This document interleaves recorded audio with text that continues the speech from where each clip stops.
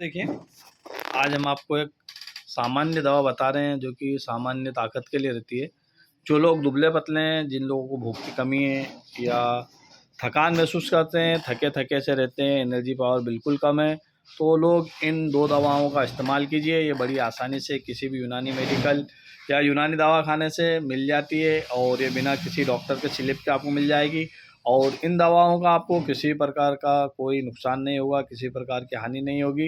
ये बिना side effect की दवाएँ हैं। इसमें देखिए हम बता दें, माजुन अर्द खुरमा, माजुन अर्द खुरमा बहुत प्रसिद्ध और क्लासिक दवा है, सभी कंपनियां बनाती है।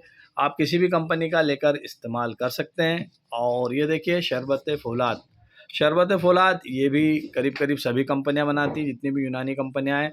ये भी फ़ौलाद नाम जैसा है, वैसे ही ताकत के लिए प्रसिद्ध है। जिन लोगों को खून की कमी है, चिड़चिड़ापन रहता है, तो वो सभी लोग इसे इस्तेमाल कर सकते हैं। इसे इस्तेमाल करने का हम तरीका भी आपको बता दें।